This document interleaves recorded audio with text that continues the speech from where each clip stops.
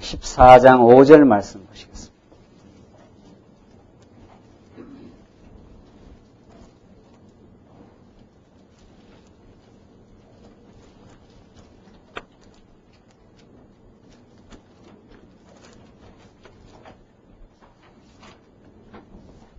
요한복음 14장 5절 말씀입니다. 1차이신 줄 알고 봉독 드리겠습니다. 도마가 가로되 주여 어디로 가시는지 우리가 알지 못하거늘 그 길을 어찌 알겠삼나이까. 예수께서 가라사대 내가 곧 길이요 진리요 생명이니 나로 말미암지 않고는 아버지께로 올 자가 없느니라. 너희가 나를 알았으면 내 아버지도 알았으리로다. 이제부터는 너희가 그를 알았고 또 보았느니라. 빌립이 가로되 주여 아버지를 우리에게 보여주옵소서. 그리하면 족하겠나이다. 예수께서 가라사대 빌립아 내가 이렇게 오래 너희와 함께 있으되 내가 나를 알지 못하느냐. 나를 본 자는 아버지를 보았거늘 어찌하여 아버지를 보이라 하느냐. 9절까지 우선 봉독 드렸습니다. 우리는 지금 요한복음의 말씀을 통해서 세상에서 들을 수 없는 하늘의 영생의 메시지를 우리가 지금 확인하고 있습니다. 요한복음의 그 구조는 아주 간결하고 알기 쉽게 되어 있습니다. 요한복음은 어떤 신약자들도 사복음서 중에서 특별히 신약성경 전체를 통해서 가장 심오하고 신령한 진리를 담고 있다고 하는데 요한복음은 도대체 어떤 구조를 가지고 있는가? 요한복음은 크게 나누어 두 구조로 되어 있는데 아버지께로서부터 예수가 오셨다가 아버지께로 가신다. 이게 요한복음의 메시지입니다. 이 일을 통해서 예수가 이 땅에 인간의 몸을 입고 말씀이 육신이 되어 이 땅에 오셨지만은 그는 근본 하나님의 영광의 광채시고 근본 로고스인 생명과 빛이신 존재이시다. 예수는 이 땅에서 고난받고 십자가에 저주받아 죽은 것으로 그 신령한 진리를 깨닫지 못하는 자는 예수가 실패한 자로 그렇게 예수를 치부하지만은 요한복음이 전가하는 메시지에 따르면 예수는 영원한 로고스입니다. 그가 영원한 생명을 가지고 있는 그분이 육신의 몸을 입으시고 하나님을 보여주기 위해서 그 계시의 절정으로 이 땅에 오신 분이다 하는 것을 아버지께로부터 오셨다가 영원한 아버지, 영원한 하나님으로부터 예수가 이 땅에 오셨다가 하나님을 보여주시고 오늘 본문이 아주 그 절정을 보여주는데 빌립이 묻지 않습니까? 아버지를 보여달라 그러니까 내가 너희와 이렇게 함께 있어도 알지 못하느냐. 하나님을 보여주시고 하나님 어떤 존재임을 하나님 어떤 속성을 가지고 있는 분을 보여주셨다가 다시 아버지께로 이제 가십니다. 따라서 예수를 모르면 우리 인생은 이 하늘의 아버지를 영원한 진리를 깨닫지 못합니다. 예수님이 그 길을 터놓으셨기 때문에 우리는 예수를 통해서 영원한 영생의 말씀을 영원한 천국을 우리는 소망 삼고 우리가 살아갈 수 있습니다. 오늘 본문은 이제 예수님이 이제 가시는 준비를 합니다. 예수님이 이제 1장부터 11장까지가 아버지께로부터 태초에 말씀이 계시니라 하지 않습니까? 그렇게 해서 요한복음이 시작되는데 그 태초에 말씀 되시는 그분이 이제 육신이 되어서 이 땅에 오셨다가 이제 가십니다. 이게 12장부터 마지막 끝까지입니다. 12장부터. 가시는 그 준비 작업이 있습니다. 가시는 그 준비. 예수님이 이제 죽으시고 부활해서 하나님 보호자 우편, 영원한 세계로 다시 가시는데 그 준비 작업이 있는데 가시는 준비가 12장부터 16장까지입니다. 우리는 지난 시간 제자들에게 이제 예고를 통해서 내가 앞으로 간다. 내가 가는 길을 지금은 너희가 따라오지 못하지만 나중에는 너희가 올 수 있다고 그렇게 제자들에게 증거하시고 14장 오늘 우리가 공부하는 14장부터 16장은 가시면서 남겨두고 갈 제자들을 위로하시는 말씀입니다. 그것이 14장 오늘 본문 14장부터 16장까지가 제자들에게 위로를 하시는데 14장이 약속을 통해서 위로합니다. 자, 그러니까 가시는 준비 가운데 위로를 하는데 뭘로 위로할 거냐? 약속을 통해서 위로하신다. 여전히 성경의 키워드, 가장 중요한 단어, 가장 중요한 성경의 개념, 이걸 통해서 우리는 하나님을 알 수 있는데 약속이라는 메시지가 다시 요한복음에 반복적으로 나옵니다. 그러니까 성경 어디라도 하나님이 어떤 분이라는 걸 보여주는 그 계시하시는 유일한 원리가 언약 성취라는 거죠. 신약은 그걸 약속, 개념이 똑같아요. 언약이나 약속이나 뜻은 똑같습니다. 그러니까 하나님이 이렇게 약속하시면은 그 약속이 반드시 하나님의 능력으로 성취된다는 거죠. 그 성취될 때 우리 인생은 하나님이 살아계시는구나. 하나님 참 신실하시구나. 그걸 우리가 구체적으로 깨달을 수 있는 거죠. 그러니까 약속 성취의 이 성경의 기본 틀을 우리가 알지 못하면 하나님이 계시다고 하는데 어떻게 하나님이 살아계시고 어떻게 하나님이 자기가 전능하시고 신실한가를 알 길이 없습니다. 그러나 하나님은 약속하고 그 약속을 이사야의 표현대로 말하면 땅에 하나도 떨어지지 않고 내가 약속한 것을 다 이루는데 아무도 그 하나님이 이루는 걸 말할 수가 없다는 거예요. 내가 약속하면 반드시 이룬다는 거예요. 하나님 주권적으로 그 약속을 내가 이루고 말겠다. 이게 이사야의 메시지입니다. 내가 한번 이스라엘 나라를 한번 흩어버리고 다시 모으겠다. 이렇게 이미 모세를 통해서 그게 언약의 메시지. 그대로 다 실행을 한다는 거죠. 그러면 이스라엘 백성들이 다 흩어져서 바벨론 포로 갔을 때 하나님이 이렇게 하신다 하면 정말 하시는구나. 역사를. 하나님이 참으로 역사의 주관자이시구나를 깨닫고 그 속에서 다시 모으신다고 하시는데 실제로 70년 지나면 다시 모아요. 이게 우리가 의로와서 우리의 능력으로 우리가 돌아온 게 아니구나. 이게 바벨론 포로에서 돌아올 때 깨달음입니다. 하나님이 그렇게 약속하시더니만 예언하시더니만 예언이 이루어지는구나. 이걸 봐서 하나님 살아계심이 분명하다. 이렇게 되는 거죠. 그런 약속의 메시지가 오늘 예수님이 다시 하시는 거죠. 그러니까 성경은 끊임없는 언약 성취의 반복 구조인데 예수님이 약속을 하시는데 내가 꼭 간다는 거죠. 간다는 게 십자가에 죽는다 그 말이에요. 그 십자가에 죽는 것이 하나님의 영광을 너희에게 보여주고 죽고 부활해서 이제 아버지께로 이제 간다. 내가 가야 너희가 그 길을 따라온다는 거죠. 그게 하나님을 가르쳐 주는 건데 가시면서 또 다른 보혜사 성령을 너희에게 내가 가면은 선물로 보내주겠다. 이게 약속의 영으로 오신 성령입니다. 오늘 14장 내용이 그 말씀을 하죠. 내가 너희를 고아와 과부처럼 두지 않겠다는 거죠. 육신적으로 말하면 고아와 과부가 참 외롭고 힘든데 고아와 과부처럼 너희를 내가 지금 간다니까 다 지금 제자들이 두려워하고 어디로 갑니까? 우리는 어떻게 됩니까? 지금 다 지금 그런 지금 장면 아닙니까? 예수님이 내가 가긴 간다. 내가 가야 이제 하나님의 뜻이 이루어진다는 거죠. 그 가는 첫걸음이 십자가의 죽음이에요. 이걸 이제 요한복음은 영광이라 그래요. 내가 십자가에 죽는 것이 최고의 하나님의 영광을 보여주는 거라는 거예요. 영광이라는 게 뭐예요? 우리가 성경신학에서 정리하는 영광은 하나님의 그 5대 속성이에요. 하나님이 참 전능하시고 신실하시고 영원하시고 하나님이 자비로우시고 하나님이 주권적이신데 그게 하나님이 존재 속에 가지고 있는 영광스러운 속성입니다. 그걸 깨달아야 우리 인생이 하나님을 경배하고 찬양하게 돼 있어요. 자, 그러니까 십자가에 죽는 게 영광이라는 거예요. 이게 가장 하나님의 그 사랑을 극진하게 보여주는 절정으로 보여주는 장면이죠. 그래서 내가 죽고 부활해서 이제 간다. 가지만은 너희를 내어버려 두지 않겠다. 그래서 또 다른 보혜사 성령이 예수님도 보혜사입니다. 사실 은혜를 우리말로 번역해서 은혜를 보호하는 스승 아닙니까? 예. 헬라어로 파라클레이토스니까 옆에서 언제나 우리를 붙들어 주시는 분.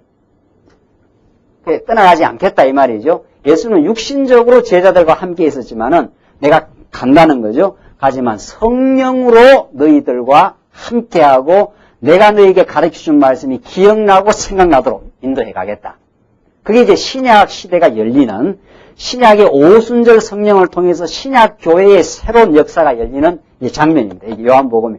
그래서 요한복음 다음 이제 사도행전이 이어지지 않아요? 자, 그러니까 이게 얼마나 치밀한 구조를 가지고 성경이 기록되고 편집이 되는지 몰라요. 성령은 여기저기서도 다 거론하지만은 마태, 마가, 누가, 요한복음에 집중적으로 오순절 성령이 오실 걸, 또 다른 보혜사 성령을 지금 약속하는 장면입니다. 자, 이 약속을 듣고 제자들이 위로를 받는 거죠. 자, 보십시다. 그러니까 3절부터 보십시오. 3절, 가서 너희를 위하여 처소를 예비하면 내가 다시 와서 너희를 내게로 영접하여 나 있는 곳에 너희도 있게 하리라. 내가 가는 곳에 그 길을 너희가 알리라 하니까, 내가 가는 그 길이 아버지께로 가는 길인데 알게 된다 그러니까 도마가, 의심이 많은 사람 아니에요? 예, 도마가 질문을 합니다. 5절, 도마가 가로되 주여 어디로 가시는지 우리가 알지 못하거늘 그 길을 어찌 알겠삼나이까? 그거 당연하지요. 뭐 길로 예수님이 인도하고 내가 처소를 예비하고 내가 가는 곳에 그 길을 너희가 알게 된다 그러니까 도마는 답답한 거예요. 그러니까 예수님 도대체 어디로 가신다는 겁니까? 지금 우리가 그걸 알지 못하는데 그 길을 어떻게 알겠습니까? 좀 가르쳐 달라는 거죠.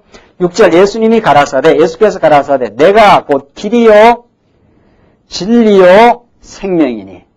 자, 이게 우리 성경에서 가장 그 핵심적인 메시지라고 볼 수 있잖아요. 예수님이 길이요 진리요 생명이니 나로 말미암지 않고는 아버지께로 올 자가 없느니라. 그러니까 하나님께로 가는 유일한 길이라는 거죠. 유일한 이 길이요 진리요 생명이니. 그러니까 이 길은 우리가 이렇게 개척해서 우리가 추구해서 다가갈 길이 아니라 하나님이 우리에게 열어주신 길이죠. 이걸 계시라 그래요. 신학적 용어로. 그러니까 열어서 보여주는 거 아니에요? 열어서. 하나님이 우리에게 열어 보여주지 않으면 우리 하나님을 알 길이 없어요. 하나님을 알 길이. 그래서 기독교는 하나님으로부터 시작되고 하나님으로부터 말미암고 하나님께로 돌아가요. 이게 기독교예요. 그러나 오늘 종교다원주의자들은 진리의 길을 이루는 길, 신에게 이루는 길이 있다는 거예요. 이렇게. 자기들이 추구해서 노력하면은 이게 서구 기독교의 그 보편화된 현상입니다. 이게 아마 한국에도 지금 계속 지금 물밀고 밀고 들어옵니다, 이제. 뭐라도 인간은 가는 정상은 똑같다는 거예요. 길이 좀 다를 뿐이라 이렇게 불교를 통해서도 다 사랑하라는 이야기다. 진리에 도달할 수 있고 기독교를 통해서도 다 사랑하라는 거, 자비하라는 이야기다. 다 나름대로의 진리 추구의 방법이 있고 길이 있고 마지막에는 다 똑같다는 거예요. 이게 종교다원주의. 천만의 말씀이죠. 종교는 다원주의가 아니라 여러 개 있는 게 아니라 유일한 기독교밖에 없어요. 딴 거는 다 이방 종교, 거짓 종교인 거죠. 우리는. 성경 그렇게 말하는 거예요. 왜? 하나님이 길을 열어주셔요. 우리가 길을 이렇게 뚫고 나가는 게 아니라 하나님이 죄인인 인간을 찾아오시는 종교예요. 그래서 아브라함을 하나님이 찾아와요. 아브라함이 내가 하나님께로 나아가겠습니다. 이런 게 없어요. 그럼 오늘 기독교가 얼마나 지금 하나님의 주권적인 은혜의 손길, 하나님의 주권적인 계시의 섭리를 무시하고 우리가 믿음 가지고 우리가 노력하고 우리가 애쓰고 우리가 예수를 붙들고 천만의 말씀이죠. 언제 여러분과 제가 예수를 붙든 게 아니라 예수가 우리를 강력하게 붙들었어요. 우리 교회를 지금 붙들어 인도하고 있어요. 성령께서. 그래야 우리가 참 길을 발견한 사람들이죠. 그러니까 모든 인간들이 그 수도를 하지 않아요? 돌을 닦는다는 거예요. 모든 이방 종교는 자기가 자기를 자꾸 갈고 닦는다는 거예요. 자기의 허물을 자꾸 갈고 닦아서 성인의 길에 깨달은 부처의 길에 자기가 닦는다는 천만의 말씀이에요. 기독교는 하나님께서 우리를 죄악 가운데 로마서 표현대로 가두어 놔버렸어요. 긍휼을 베풀려고 하나님의 긍휼을 깨닫게 하려고 죄악 가운데 로마 말씀대로 가두어 놨기 때문에 아무리 닦아도 우리가 변하지 않습니다. 닦으면 닦을수록 인간의 자기 공로만 드러나요. 자기가 했다는 거예요.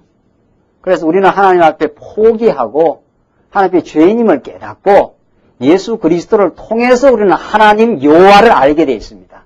그래서 예수만이 유일의 길입니다. 유일한 길이에요. 하나님이 열어놓으신 길이고 하나님이 열어놓은 그 길을 우리가 발견하게 되도록 성령께서 보내서 성령이 진리의 영으로 우리 안에 오셔서 우리를 진리 가운데로 지금 인도하고 있어요. 그러니까 우리가 진리를 깨닫고 우리가 자고하거나 자랑할 게 하나도 없다는 거 아니에요? 우리가 이렇게 진리를 많이 깨달았다. 이렇게 우리 하지 않잖아요. 하나님이 진리를, 바른 진리를 깨닫게 했을 뿐입니다. 그래서 너무도 우리가 진리 안에 들어와서 사는 것이 너무도 감사할 뿐이다. 감사가 넘칠 뿐이지, 내하고 진리 많이 아는 사람이 있느냐 말이지. 이런 게 우리는 가능하지 않는 거죠. 우리 16세기 종교개혁자들도 그렇게 하나님의 주권과 은혜를 많이 강조했는데, 우리는 더욱더욱 언약 성취사의 관점이 모든 것이 은혜. 진리를 접한 것도 은혜고 깨닫는 것도 은혜고 깨달아 거룩한 삶을 사는 건 더더욱이 은혜입니다. 그게 이번에 제가 쓴 책의 그 포인트 아닙니까? 언제 우리가 그렇게 거룩한 삶을 살았느냐 말이죠. 언제 우리가 하나님의 은혜에 감사하고 행복해서 진리를 위해서 수고하려고 하고 우리가 봉사하며 살 수 있는 이게 놀라운 하나님의 은혜인데, 이게 전적인 또 다른 보혜사로 오시는 성령의 역사예요. 그걸 지금 예수님이 나는 길이요 해준 거죠. 하나님이 이렇게 보내어서 우리로 하여금 붙들고 있다는 거죠. 그 다음 진리라는 거예요. 없어요. 예수 외에 진리를 발견할 길이 없는 거죠. 예수를 통해서만 우리는 진리를 발견하고 예수를 통해서만 우리는 영생을 얻습니다. 그래서 7절 보시면 너희가 나를 알았다면 내 아버지도 알았으리로다. 이제부터는 너희가 그를 알았고 또 보았느니라. 예수님은 하나님과 자기를 동일시해요. 나를 알았으면 내 아버지도 너희들 안 거나 마찬가지라는 거예요. 내가 한 모든 기적과 모든 교훈은 아버지의 능력과 그 메시지를 지금 증거하는 거라는 거예요. 8절 보시면은 14장 이제 8절로 11절 보시면 빌립에게 아버지가 내 안에 있음을 믿으라고 권면하는 내용입니다. 빌립이 가로되 주여 아버지를 우리에게 보여주옵소서. 그리하면 족하겠나이다. 참 제자들이 헷갈려요. 예수님 이렇게 예수님이 자세하게 설명을 해도 제자들은 여전히 예수님의 그 신령한 진리, 그 하늘의 진리, 그걸 요한복음에서 잘 못 깨닫지요. 예수님과 제자들과는 항상 뭐라 그럽니까 이걸? 엇갈려요. 엇갈려. 예수님 하늘의 생명의 떡이라 그러면 제자들은 예수님께 뭐 먹을 것 누가 갖다 줬느냐 이러고 있는 거죠. 그게 못 알아듣는다는 거예요. 그게 성경에서 요한복음에서 하나님께 요한 기자를 통해서 이 제자들이 이렇게 엇갈리는 소리를 하고 있다는 걸 보여줘요. 그러니까 예수님은 하늘로부터 오셔서 하늘의 메시지를 계속 전가하는데 제자들은 어때요? 땅의 것을 늘 생각하고 못 알아들어요. 그것을 깨우치는 분이 누구예요? 그게 성령이에요. 그래서 거룩한 영이 와야 거룩한 진리를 깨닫습니다. 그래서 세상이 알지 못하는 거룩한 진리이신 성령을 하나님 보내셔서 우리 하여금 이 진리를 깨닫게 하는 거죠. 근데 빌립이 지금 모른다는 거 아니에요? 지금 예수님 그 앞에서 나를 알면 아버지를 안다. 너희가 이랬으면 아하 예수님이 하나님의 아들이니까 아들을 통해서 아버지를 깨닫게 하는구나 이렇게 해야 되는데 여전히 빌립은 못 깨닫고 주여 아버지를 우리에게 보여주옵소서 그리하면 족하겠나이다. 지금 그렇게 말하잖아요. 예수께서 가라사대 빌립아 내가 이렇게 오래 너희와 함께 있으되 내가 나를 알지 못하느냐. 참 예수님이 답답해서 하는 소리 아니에요. 야 이 바보 멍충아 지금 그 말 아닙니까? 내가 너희와 이렇게 오래 있어 이렇게 오병이의 기적도 행하고 내가 하늘로부터 온 참 떡이다 말이죠. 먹어야 될 인생이 먹어야 될 그래야 사는 생명의 떡이라고 이렇게 가르쳐주면서 내가 아버지께로부터 왔다. 나를 보면은 아버지를 지금 알 수가 있다. 나를 보면은 그 영생의 길을 알 수가 있고 우리 인생의 참된 진리를 터득할 수 있다고 그렇게 해도 빌립이 지금 잘 못 깨닫는 거죠. 그러니까 아버지를 직접 보여달라는 거예요. 예수님께서 9절 예수께서 가라사대 빌립아 읽었죠? 이렇게 오래 너희와 함께 있으되 내가 나를 알지 못하느냐? 나를 뭐라 했습니까? 본 자는 아버지를 어떻게 해요? 보았거늘 그랬어요. 예수를 본 자는 예수님이 하신 모든 이적과 표적, 교훈과 말씀 그걸 보면은 지금 아버지의 뜻을 그대로 지금 내가 증거하고 있는데 어떻게 아버지를 또 보이라는 거냐? 아버지는 거룩한 신령한 존재인데 어떻게 보이겠느냐 말이죠.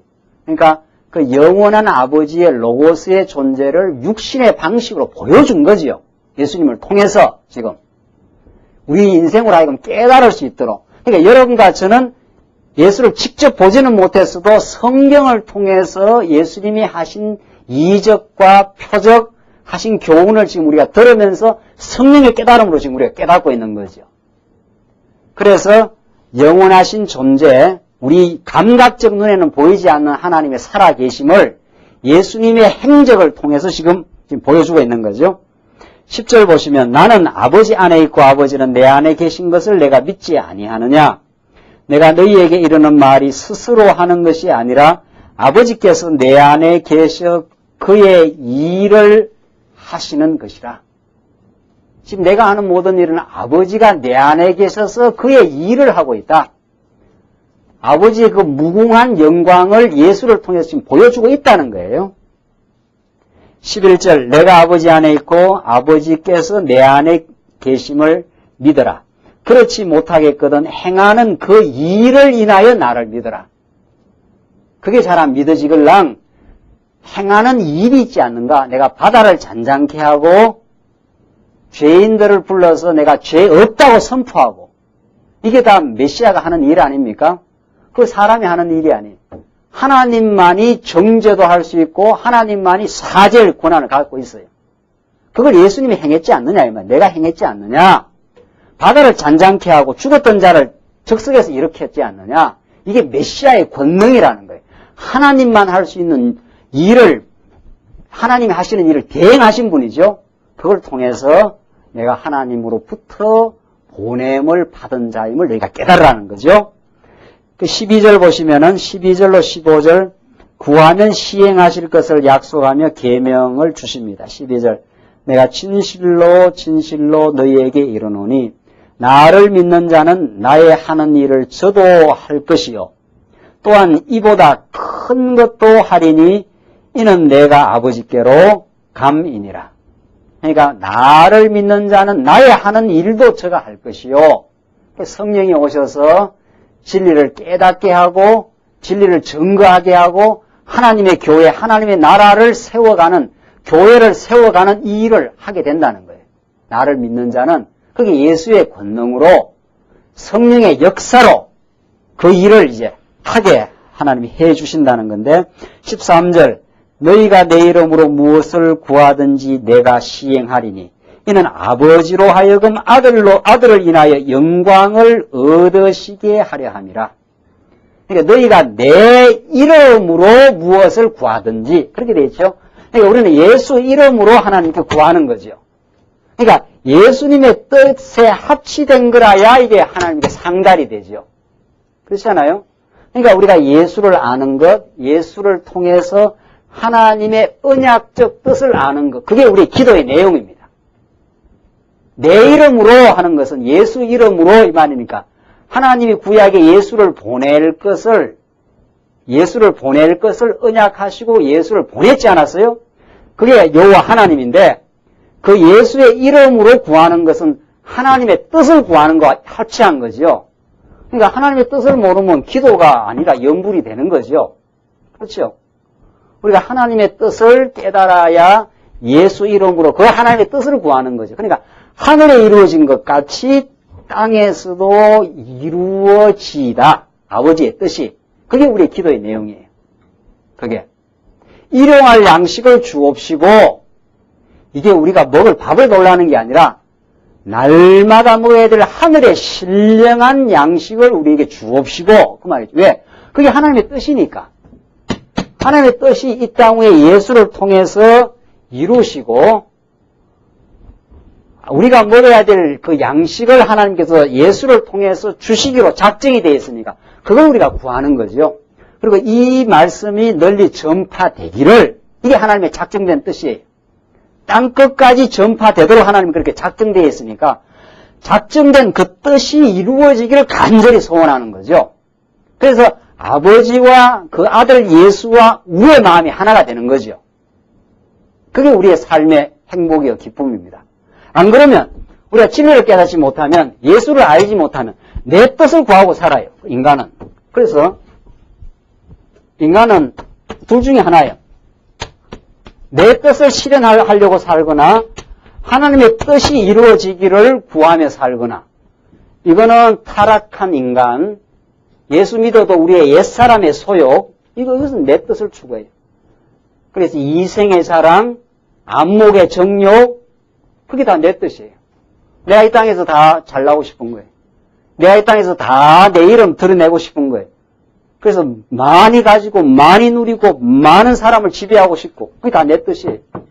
타락한 인생은 그걸 구하며 삽니다. 우리가 예수를 믿어도 육신의 소욕은 거기 남아있어요. 그것 때문에 하나님 뜻과 내 안에서 충돌이 늘 일어나는 거죠. 그래서 아직도 우리가 괴로운 부분은, 남아있는 갈등과 괴로움은 내 뜻이 있어서 그래요. 예수님은 완벽하게 하나님의 뜻에 일치했기 때문에 이 선잔을 내게서 지나가게 하옵소서, 이게 예수님의 내 뜻이었어요. 예수님도 육신을 가지고 있기 때문에 그 고통을 압니다. 그러나 내 뜻대로 마옵시고 어떻게 해요? 아버지 뜻대로 하시옵소서. 그래서 예수님이 완벽하게 순종하신 거죠. 그러나 우리는 예수를 모르면 내 뜻을 실현하고 싶어요.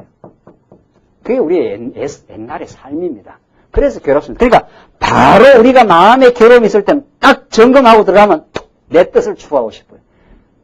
내 자신을 돋보이고 싶은 거예요. 그런데 그게 안 되니까 괴로운 거거든요, 우리가. 하나님의 뜻을 우리가 구하기 시작하면 지금 있는 대로 되어져 가는 모든 것이 영원한 작정의 지금 실현입니다, 지금. 그게 되어진 것이 다 하나님의 뜻이라고 생각해야 되는데, 우리는 되어진 오늘의 현상을 하나님의 뜻으로 안 받아요. 내가 이것보다 더 잘 살고 싶은데, 이렇게 더 좋게 하고 싶은데 안 된다는 거예요. 그 개만큼 괴로운 거거든요. 그래서 우리가 하나님을 바르게 깨달으면, 하나님의 뜻에 충격을 받으면은 다 포기됩니다. 하나님, 내 이대로가 좋습니다. 이 말이 나와요. 이대로가 하나님의 정한 뜻입니다. 내 뜻이 이루어지는 게 아니라 하나님께서 나를 통해서, 우리 교회를 통해서 하나님의 뜻을 이루어 가시옵소서. 이게 우리의 기도예요. 그게 우리를 가장 또 아름다운 뜻인데, 우리가 미숙하면 자꾸 내 뜻을 구하지 않아요? 내 뜻대로 교회도 하고 싶고, 내 뜻대로 모든 일도 사업도 하고 싶고 한 거예요. 하나님의 뜻이 이 땅 위에 이루어지기를 우리는 구하죠. 그래서 우리가 예수를 더 알기를 원해요. 예수를 더 안다는 건 하나님의 뜻을 알고 그 뜻대로 구하며 삽니다, 우리가. 그럼 반드시 이루어져요. 반드시.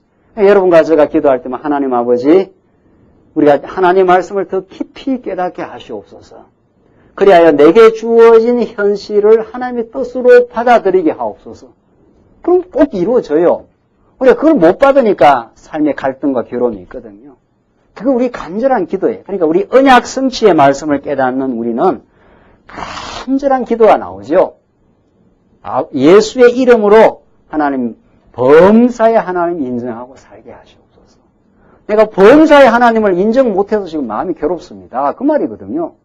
범사에 뭐든지 이루어지리란 하나님의 의미를 가지고 하신 일이니까 내 마음대로 안 되잖아요. 내 마음대로는 이건 이래서는 안 되고 저래야 된다. 근데 현실은 그렇게 안 돼 있지 않아요. 그래서 괴리가 생기는 거예요. 내 뜻이 포기되게 하시옵소서. 내게 주어진 일, 내게 가정에 일어나는 일, 우리 교회에 일어나는 일, 이 역사에 일어나는 일, 모든 것이 하나님 뜻대로 지금 진행되고 있다고 믿어지게 하시옵소서. 이게 우리의 기도입니다. 그래서 지금 13절, 너희가 내 이름으로 무엇을 구하든지, 여기서 내 이름이 전제되어 있어요. 그러니까 무엇을 구하든지 하나님 시행한다 하니까 막 더 잘 살게도 하고 건강하게도 하고. 그건 예수 이름이 아니에요. 예수 이름으로 망할 수도 있고 예수 이름으로 병들 수도 있고 예수 이름으로는 사도 바울은 엄청난 시련을 겪을 수도 있는 거죠. 그러니까 내 욕망을 구하는 게 아니라 하늘의 뜻, 그리스도의 뜻을 통해서 하나님을 더 깊이 깨달아 가도록 그것이 우리의 삶의 목적입니다. 내가 시행하려니 이는 아버지로 말미암아 아들을 인하여 영광을 얻으시게 함이라. 내 이름으로 무엇이든지 내게 구하면 내가 시행하리라. 내 이름이 전제되어 있어요. 내 이름은 하나님의 뜻대로 이런 말이죠. 하나님의 뜻으로 오신 예수니까 그 하나님의 뜻대로 구하면 우리는 반드시 이루어지게 돼 있죠. 15절 너희가 나를 사랑하면 나의 계명을 지키리라. 이때 계명은 부담스러운 계명이 아니죠. 이걸 요한일서에는 예수님이 주신 계명, 사랑의 계명은 부담스러운 계명이 아니라는 거예요. 하나님의 은혜와 사랑을 깨달은 만큼 사랑의 계명을 지키는 건 즐거운 계명입니다. 이게 사랑의 법이라 그래요. 성령의 법. 그러니까 우리가 하나님을 깨닫고 하나님 앞에 찬양이 터져버리면은 찬양이 터져버리고 우리의 삶이 이루어지거든요. 찬양이 터지기 전에 삶은 우리의 욕망, 우리의 괴로움, 여러 가지 아직 깨닫는 과정인데 그 모든 일을 통해서 하나님이 여호와십니다. 모든 일을 통해서 하나님 우리의 사랑을 확증한 걸 깨닫고 나면은 그래서 로마서 11장 마지막에 깊도다 하나님의 은혜와 지혜와 지식의 부요함이요. 바울이 그걸 깨달아 버렸지 않았어요? 인간이 죄악 가운데 얼마나 몸부림치고 방황을 했었는데 죄 많은 곳에 하나님이 예수를 통해서 하나님의 은혜를 풍성히 깨닫고 그 사랑줄에서 누구도 끊을 수 없다. 로마서 8장에서 환난이냐 기근이냐 죽음이냐 칼이냐 그러지 않아요? 그 어떤 역경도 하나님의 사랑줄에서 끊을 수 없느니라 하고 찬양이 터져버린 인생은 그 다음은 쉬운 거예요. 마음의 감격과 기쁨이 있기 때문에 사랑하고 사는 게 쉽고 즐겁습니다. 그건 하고 싶어서 하는 일이니까. 그러니까 너희가 나를 사랑하면 나의 계명을 지키리라 했지 않았어요? 약속이에요. 지키게 해주겠다 이 말이죠. 성령께서 우리 하여금 사랑하도록 하나님 역사해 주겠다는 거예요. 그래서 16절 보시면은 16절로 21절 보시면은 이제 보혜사를 보내실 것을 약속합니다. 내가 아버지께 구하겠으니 그가 또 다른 보혜사를 너희에게 주사 영원토록 너희와 함께 있게 하시리니. 나오잖아요? 내가 이제 떠나긴 하지만은 너희를 그냥 내버려 두지 않는다. 또 다른 보혜사를, 카운셀러를 언제나 너희 곁에서 진리를 깨닫게 인도해 주실 카운셀러를 옆에 하나님께서 보내주시겠다는 거예요. 그래서 영원토록 너희와 함께 있게 하시리니. 안 떠나요, 그러니까. 요즘 오순절주의자들 말이지. 우리가 조금 범죄하고 하나님 떠나서 살면은 뭐예요? 성령이 왔다가 부르르 날아가요. 그러니까 또 다시 끌어당기려면은 그냥 혼자 기도해서 안 된다는 거 아니에요? 어떻게 해야 돼요? 막 통성으로 기도를 해야 성령이 또 오신다는 거예요. 그래서 성령이 왔다 갔다 하는 거. 왔다 갔다. 네? 성령이 그런 분입니까? 그런 분 아니에요. 성령이 우리가 오라면 오고 가라면 가는 분이 아닙니다. 성령이 막 뿔딱지가 나가고 이 자식들 말이지. 이렇게 형편이 사나해서 부르르 갔다가 우리가 막 하면 오고 그렇지 않아요. 오늘 본문의 말씀에 따르면 영원토록 너희와 함께 하시리니. 안 떠나요. 성령이 어디를 떠나요? 성령이. 우리가 못 깨닫고 미숙해서 못 깨닫는 것뿐이지 성령은 예수님이 마태복음 마지막 절에 내가 너희와 함께 세상 끝날까지 함께 있겠다. 예수님이 지금 같이 안 했는데 왜 같이 있겠다 했느냐? 성령으로 함께 있겠다는 거죠. 성령이 예수의 영이니까. 또 다른 보혜사 영을 다른 성경에서는 예수의 영, 이게 진리의 영이에요. 그래서 성령은 지금도 교회와 함께 하시고 언제나 세상 끝날까지 함께 합니다. 우리와 지금 함께 하셔요. 성령이 역사해야 진리 운동이 일어납니다. 그래서 말씀 운동은 처음도 끝도 성령 운동이에요. 이 날라리 성령 운동 말고 말입니다. 이상한 성령 운동, 막 자빠지는 성령 운동 말고 성령이 왜 그렇게 자빠지게 하겠어요? 성령 운동은 너무도 점잖하고 신사적이에요. 성령은 우리를 진리 가운데로 인도하시고 진리의 깨달음을 주시고 우리가 죄인임을 발견케 하시고 은혜에 감격하게 하시고 우리를 지켜주고 마음의 확신과 위로를 주시고 그게 성령 하나님의 역사예요. 자빠지고 나면 뭐 깨달음이 있습니까? 쉿 해갖고 자빠지면 뭐 깨달음이 있느냐 말이죠. 샬라 하면 그게 깨달음이 있느냐? 그게 아니에요. 성령은 너무도 우리와 함께 하시고 진리의 영입니다. 진리 가운데 인도하세요. 우리 하나님이 어떤 분이신가? 얼마나 우리를 붙들고 역사를 주관하시는 분인가? 그 놀라운 깨달음을 얻게 해요. 그러니까 도무지 성경은 성령의 감동으로 기록됐기 때문에 누구의 역사가 아니면 성령의 역사가 아니면 이게 깨달을 수가 없어요. 성령의 역사가 아니면 우리는 진리를 깨달을 수가 없어요. 그래서 예수님이 또 다른 보혜사 성령을 영원토록 너희와 함께 하시리니 그게 임마누엘 아닙니까? 예수님을 통해서 제자들과 함께 하신 하나님이 이제는 예수의 영이신 성령을 통해서 제자들과 영원히 함께 하겠다는 거예요. 그러니까 너희가 고난을 받고 붙들려 가서 무슨 말을 할까 염려하지 말라. 그때 성령께서 너희에게 깨닫게 하고 가르쳐 주겠다는 거예요. 그래서 우리는 그냥 예수 믿으면 어린아이가 되는 거죠. 우리 아버지를 모시고 있는 어린아이는 염려하지 않잖아요. 그냥 학교만 잘 갔다 오고 잘 놀면 돼요. 그러니까 우리 교회 생활, 우리 교회 와서 말씀 잘 깨닫고 저렇게 살면 최고의 신앙생활 잘한다는 거 아니에요. 어떻게 해야 신앙생활 잘합니까, 목사님? 기쁘고 즐거우면 신앙생활 최고로 잘하는 거예요. 이 말씀 깨닫고 마음에 감사가 찾아오면 최고로 신앙생활 잘하는 거예요. 그게 성령이 지금 너무도 강력하게 역사한다는 뜻이에요. 우리에게 진리가 잘 깨달아진다는 것, 이거 이상 우리 신앙생활 잘하는 방법이 없어요. 마음의 기쁨과 감사에서는 다 끝난 거예요. 그게 천국이에요. 그게 성령이 하시는 일인데 17절을 보십시다. 저는 진리의 영이라 했지 않았어요? 성령은 진리의 영이에요. 진리 가운데로 인도하셔요. 그러니까 성경 말씀이 제대로 증거되지 않는데 그게 성령이 역사하는 것이 아니에요. 유일한 잣대예요. 성경은. 이것 외에 진리가 없어요. 이것 외에.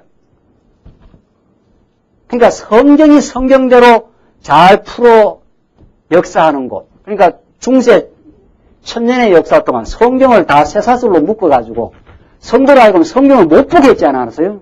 중세 천년 역사는.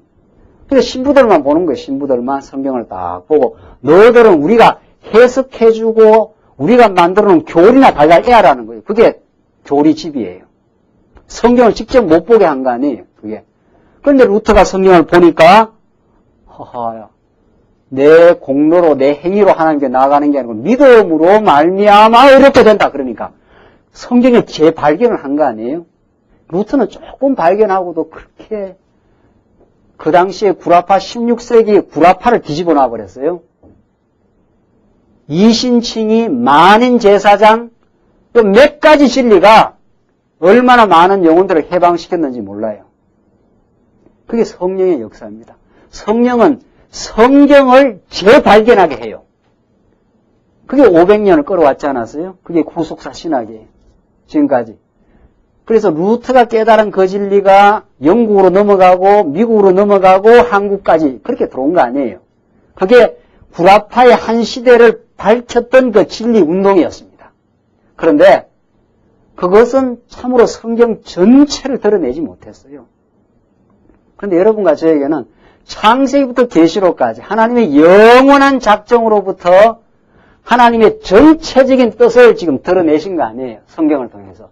이미 성경을 통해서 드러내놨는데 그걸 우리 이전 신학자들이 전체로 깨닫지 못한 거죠. 근데 우리가 그걸 지금 보고 있는 거죠. 그게 진리의 영의 역사입니다. 그래서 우리는 말씀 운동이라 그러잖아요. 로고스가 운동해서 이 운동을 합니다. 김 목사가 운동하는 것도 아니고 여러분과 제가 합심해서 운동하는 게 아니라 로고스의 생명력이 우리 안에 역사하면 견딜 수가 없어요. 우리가 이걸 공부 안 하고는 견딜 수가 없고 이걸 증거하지 않으면 견딜 수가 없어요. 그게 말씀 운동이에요. 그게 진리의 영이 진리가 역사한다 그래요. 자꾸 깨달음을 주니까. 여러분들 여기 말씀 공부하라 해서 하십니까? 그냥 테이프로 10시간씩 막 지금 듣는다는 거 아니에요. 그러니까 이번에 우리 집사님 테이프 10시간 듣는다니까 먼저 깨달으신 분들이 충격을 좀 받으신가 봐요. 그 다 처음 들을 때는 10시간 테이프를 손에 놓을 수가 없지 않아요? 그 다음 어떻게 되나? 그 다음 창세기 들으면 출애기는 어떻게 될까? 출애기는 어떻게 풀려나갈까? 그게 궁금해서 견딜 수가 없어요. 그래서 창세기부터 계시까지 다 듣는 거거든요. 그래서 먼저 들으신 분들은 딱 재직하게 듣고 계시더라고요. 저 옛날에 나도 다 한번 했던 거다 이거죠. 이건 한 번 듣는다고 끝나는 것도 아니에요. 생명의 양식이라서 또 먹고 또 먹습니다. 또 먹고 이건 날마다 먹을 일용할 양식이에요. 일용할 양식. 이 생명의 양식입니다, 이게. 그래서 진리가 우리 안에 역사를 해서 우리가 말씀으로 끌려 들어가고, 그래서 우리 마음에 해방도 주고, 역경과 난관이 있어도 그것이 하나님의 정한 뜻이라고 우리가 받아들이고, 그렇게 우리가 말씀이 역사에서 운동을 일으켜요. 그렇게 해서 이 말씀 운동이 전개되어 왔어요. 지금 중국에 우리 권사님 가서 있는데 중국 가서 선교비를 보냈습니까? 거기 가서 광야교회 지교를 세우라고 그랬습니까? 그냥 본인이 듣고 본인이 마음의 즐거움과 이렇게 말씀 깨닫고 살아야 되겠다고 마음 안에 그렇게 역사를 해요, 진리가. 그래서 본인이 그냥 공부를 하다가 같이 공부를 하지 않아요? 그렇게 하게 돼 있어요. 그게 말씀 운동이에요. 그게 누가 하는 운동이에요? 보혜사 성령이 진리의 영이 와서 우리를 지배해 가고 있습니다, 지금. 그래서 아무리 우리가 많이 복음을 전파하고 교회를 세워도 우리의 공로가 아니에요. 그래서 우리가 누구에게 영광을 돌립니까? 예? 천국 가면 멸관을 씌워주면은 멸관을 벗어 죽게 돌려드리며, 이게 하나님이 그렇게 이루어내신 하나님의 영광이었습니다. 그게 무궁한 은혜의 영광이었습니다라고 그렇게 하려고 성령이 오셔요. 성령론에 대한 새로운 정립. 성령은 약속대로 오십니다. 인간이 오라고 해서 온 게 아니에요. 약속되어 있기 때문에 120문도가 모여서 성령 오시라고 기도한 거예요. 그 약속이 전제되어 있고 약속을 붙들고 기도해요. 오순절날 몇 날이 못 되어서 기다려라 그러잖아요. 하나님이 약속한 것을 보내리라 약속해요. 우리 이제 요한복음 끝나고 나면 사도행전에 하나님이 작정되어 있고 오는 날짜와 장소도 다 정해져 있어요. 그게 오순절 성령이에요. 어디 우리가 마음대로 오라고 해서 오고 가라고 해서 갑니까? 하나님이 주권적으로 정해놓고 오순절날 정확하게 딱 떨어져요. 오순절. 6월절 지나고 50일이 지나서 몇 날이 못 돼요. 딱 정해져 있어요. 그렇게 오신 성령이 지금도 세계 역사를 지금 끌고 있어요. 교회를 지금 계속 지금 진행시켜요. 마음속에 진리의 감동을 주고 가서 전하도록 그렇게 역사를 해요. 김 목사가 여기 와서 우리 성도님이 오라고 했습니까? 여기 와서 오라고 해서 제가 전합니까? 하나님께서 여기서 불러서 증거해 하면은 나도 모르게 하는 거예요. 이게 성령이 하시는 일이에요. 성령께서. 보혜사 성령이 진리 가운데로 우리를 인도하니까 하는 것 뿐이에요. 그래서 하나님이 운동이라 그럽니다. 우리를. 17절 저는 진리의 성령이라 진리의 영이라 세상은 능히 저를 받지 뭐라고 했습니까? 못하나니. 세상은 성령이 있는 줄을 몰라요. 거룩함을 모릅니다. 거룩이라는 것은 이 세상과 다른 이 거룩함, 하나님을 아는 건데 거룩이란 구별됐다 이런 뜻이에요. 구별. 세상하고는 완전히 다른 원리예요. 하나님에 대한 진리, 영혼에 대한 진리는 세상이 모릅니다. 몰라요. 그래서 김용옥 교수가 기독교를 그렇게 공박을 하고 말이죠. 기독교가 엉터리라고 그렇게 해도 그 사람이 그렇게 세상 학문에 능통을 했고 철학에 능통하고 과학에 능통하고 한의학에 능통하고 해도 거룩한 성령을 모르고 하나님을 몰라요. 하나님을. 그 진리를 모르는 거예요. 여러분과 저는 그렇게 능통하지 못해도 이 성령을 통해서 하나님에 관한 근본 진리를 깨달은 사람 아닙니까? 지금 깨달아가고 있지 않아요? 그 세상이 받지 못한 거예요. 우리는 특별히 하나님의 선택으로 하나님의 예정 가운데서 이 진리를 깨닫고 있습니다. 그래서 이는 저를 보지도 못하고 알지도 못함이라. 그러나 너희는 저를 아나니 저는 너희와 함께 거하시며 또 너희 속에 계시겠음이라. 이제 오순절날 성령이 오신다는 거예요. 그러면 깨닫게 하신다는 거죠. 18절 내가 너희를 고아와 과부같이 버려두지 아니하고 너희에게로 오리라. 뭘로? 진리의 영으로. 예수님이 보내시는 예수의 영으로 성령으로 다시 오겠다는 거죠. 19절 조금 있으면 세상은 다시 나를 보지 못할 터이로되 너희는 나를 보리니 이는 내가 살았고 너희도 살겠음이라. 자, 이거는 도무지 세상에서는 무슨 소리인지를 모르는 거예요. 지금 세상은 다시 나를 보지 못할 터이되 너희는 나를 본다는 거 아니에요. 뭘로? 믿음으로, 신령한 눈으로, 성령으로 함께 하셔서 이제 길이요 진리이신 예수를 발견하게 된다는 거죠. 이 우리 신령한 우리의 신앙생활입니다. 우리는 그러니까 보이는 것으로 신앙생활을 하는 게 아니죠. 보이지 아니하는 그리스도를 모시고 우리가 다 신령한 지체로 생각하고 신령한 보이지 아니하는 영원한 세계를 추구하며 삽니다. 그것이 우리의 신앙생활이라는 거죠. 자, 그래서 20절 그날에는 내가 아버지 안에 너희가 내 안에 내가 너희 안에 있는 것을 너희가 알리라. 완벽하게 한 몸이 됩니다. 진리 안에서 내가 아버지 안에 너희가 내 안에 내가 너희 안에.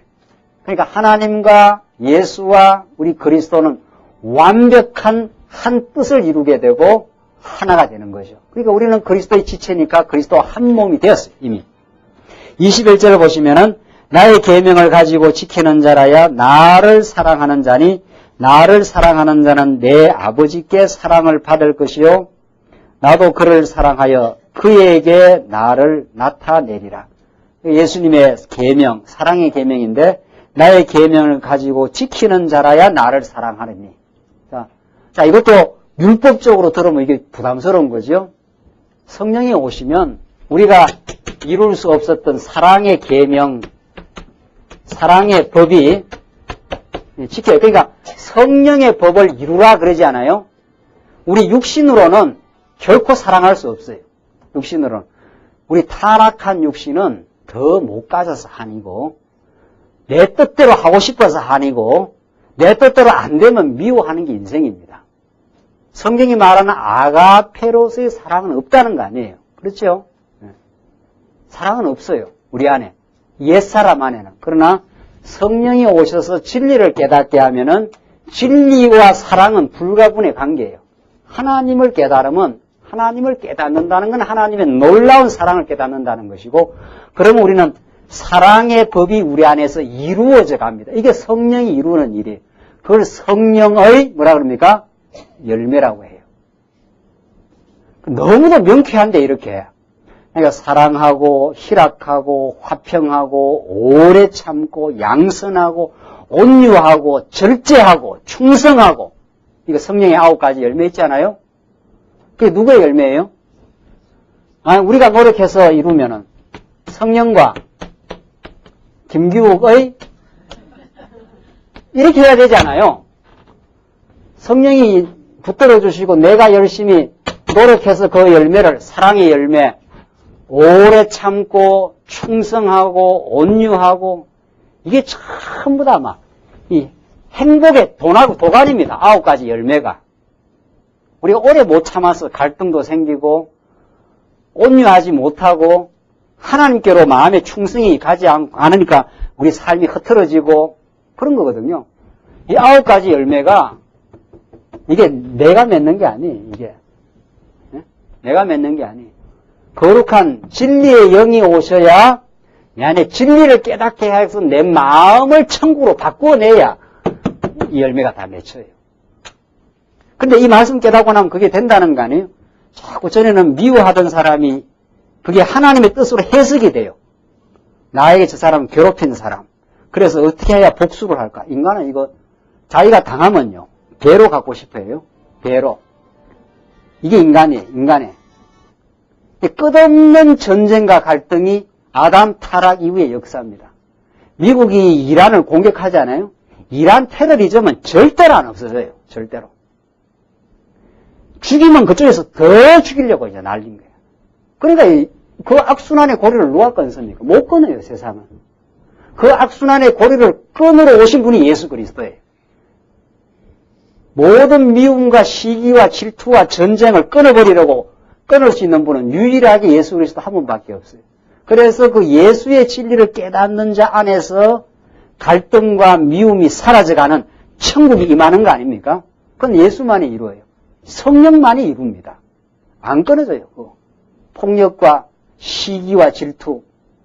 그러니까 진리가 역사하지 않으면 교회도 그렇다는 거 아니에요? 고린도 교회가 그런 거예요. 미숙한 교회는.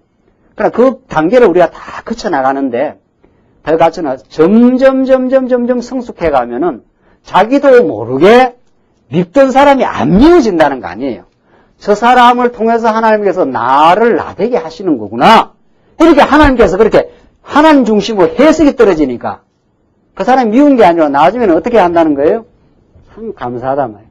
당신이 있어서 내가 많이 연단을 받았고 당신 때문에 내가 더 하나님께로 나아갈 수 있었다고. 그렇게 됩니다. 그렇게 해석이 돼요, 정말. 그렇게 되니까 우리가 범사에 감사하지 않아요? 그렇게 이 말씀이 그런 해석력을 줘요. 그렇게. 전에는 내 뜻대로 모든 것이 돼야 된다고 생각하는데 하나님의 주권을 깨달으면 내 뜻대로 안 되는구나. 내 주변에 내 뜻대로 안 되는 환경들이 하나님께서 주셔가지고 나를 하나님께로 더 몰아가고 계시는 거구나. 그러니까 다윗이 사울이 다윗을 얼마나 죽이려고 집요하게 쫓아왔습니까? 창으로 던져가지고 몇 번이나 피신하고. 다윗이 잘못한 게 뭐였습니까? 다윗이 잘못한 게 아니라 다윗이 얼마나 정말 골리앗을 때려눕혀서 혁혁한 전과를 사울 왕 시대에 이루어 준 사람 아닙니까? 그럼 애지중지하고 사랑해야 마땅한데 사울이 질투가 나고 말이야. 다윗은 만만이고 사울은 천천히라 그러니까 이게 막 피가 거꾸로 확 도는 거 아니에요? 피가 거꾸로 도는 걸 모릅니까? 피가 이렇게 바르게 돌아야 이게 정상으로 돌아가는데 이게 미움과 시기와 질투가 생기면 피가 거꾸로 돌아요. 그래가지고 다윗을 그렇게 죽이려고 하지 않아요? 그러면 다윗은 찬스가 온 거예요. 동굴에 딱 숨어있는데 사울이 쫓아왔다가 사울이 잠든 사이에 다윗을 따르는 사람들이 저 사울 죽여버립시다. 다윗이 뭐라고 그럽니까? 하나님이 기름 부음 받은 자를 하나님이 처리하신다. 이게 사람이 하는 일입니까? 여러분이나 저 같으면, 여러분 잘 모르겠어요. 우리 성도님들. 내 같으면 죽여버리죠. 당장 창을 들고 가서, 네가 나를 왜 이렇게 죽이려고 했느냐. 이제 죽이면 끝나지 않아요. 모든 지금, 그 찬스가 와도 다윗이 하나님을 깨닫고 하나님이 이것을 통해서 나로 하여금 하나님의 신령한 길로, 진리의 길로 인도하신다고 믿어지고 하나님이 기름 부음 받은 자를 하나님께서 처리를 해 가신다고. 그러니까 하나님 중심의 해석이 떨어지면 그렇게 마음이 평안해요. 그래서 나중에 미운 사람이 없어진다는 겁니다. 이게. 그게 사랑의 법의 인도입니다. 우리가 율법을 지키는 게 아니에요. 이거 하라 하니까 이거 지키고 저거 하니까 저거 지키고 그게 아니에요. 그래서 제가 비유컨대 가정에는 법이 없지 않아요. 여러분들 가정에 1조 남편은 6시에 기상한다. 2조 아내는 7시까지 밥을 해놓는다. 이런 법이 없잖아요. 법조문이 많은 집안이 그 망조가 된 집안이라는 거 아니에요. 법조문이 없어요. 우리 교회에 법조문이 없어요. 이렇게 해야 된다는 조문이 없어요. 진리만 역사하면 끝나요. 그러면 다 그냥 주일날 아침 좀 더 편안하게 자고 싶지요. 직장 일주일 내내 시달리는데 근데 우리 교사 선생님들은 9시 반이니까 9시까지 오지 않아요. 전부. 누가 오라 해서 오느냐 말이죠. 영혼을 사랑하니까, 영혼을 사랑하고 싶으니까 사랑의 법 하나밖에 없어요. 사랑을 간절하게 느끼면 간절하게 사랑하게 돼요. 그게 다 우리를 움직여요. 다 수고하게도 하고 땀 흘리게도 하고 헌신하게도 하고 그리고 사랑의 감동을 받아 했기 때문에 내가 했다고 안 해요. 하고 나서 늘 아쉬워요. 사랑에 이끌려 하는 사람은 내가 더 못했다고 생각하지 내만큼 사랑한 사람 나와봐라. 이런 사랑의 논리는 없는 거예요. 사랑은 많이 할수록 부족해요. 많이 할수록. 많이 할수록 조금 했다고밖에 못 느끼는 게 사랑이에요. 그래서 사랑은 무한되기 때문에 그래요. 그 끝도 한도 없는 거예요. 그러니까 이 사랑의 감격 속에 하나님께서 우리를 넣어놓고 진리를 깨닫게 하고 그 사랑의 법에 이끌려 살도록 성령께서 역사를 해 가십니다. 지금. 그 하나의 법만 있으면 돼요. 그럼 모든 게 다 끝나요. 모든 게. 그래서 다 그냥 알아서 움직여요.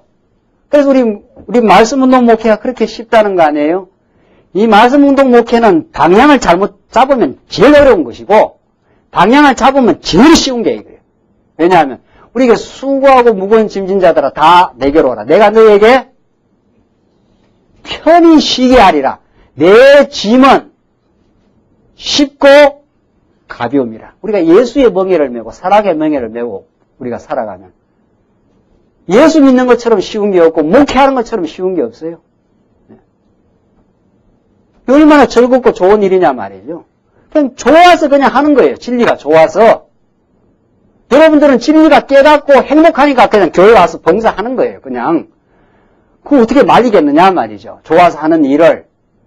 그래야 그게 끝없이 추진력이 생기고 그게 하면 할수록 더 가속력이 붙고 하면 할수록 깨달음이 넘쳐요. 그거는. 그러나 진리가 공급이 안 되면 그때부터는 다 힘들어져요. 이거 해야 된다, 저거 해야 된다, 이래야 된다, 저래야 된다. 전부 규범과 율법에 얽매여서 사랑의 법이 아니에요. 억압되어서 해요. 억압되어서. 그러면 이제 교회가 거꾸로 돌아가는 거예요. 거꾸로. 그래서 우리는 참 하나님께서 나의 계명을 가지고 지키는 자라야, 이 말은 우리에게 부담스러운 말씀이 아니에요. 하나님이 너무도 우리를 사랑해 주셨기 때문에 그 사랑의 감동이 우리를 사랑의 법 가운데로 몰아가고 있어요. 지금. 나를 사랑하는 자니 나를 사랑하는 자는 내 아버지께 사랑을 받을 것이요 나도 그를 사랑하여 그에게 나를 나타내리라. 22절 가롯인 아닌 유다가 가로되 가롯 유다가 아니라는 거죠. 주여 어찌하여 자기를 우리에게는 나타내시고 세상에게는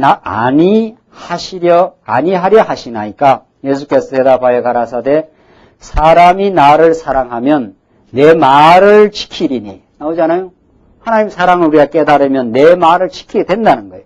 내 아버지께서 저를 사랑하실 것이요 우리가 저에게 와서 거처를 저와 함께 하리라. 나를 사랑하지 아니하는 자는 내 말을 지키지 아니하리니 너희가 듣는 말은 내 말이 아니요 나를 보내신 아버지의 말씀이니라. 하나님의 사랑을 택한 백성은 깨달아서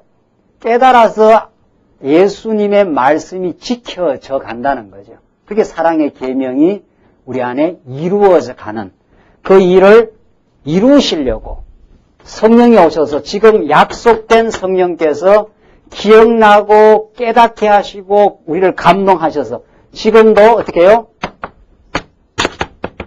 뭐 하고 있습니까? 예, 이루어가고 있어요. 성령이 이루시는 일입니다.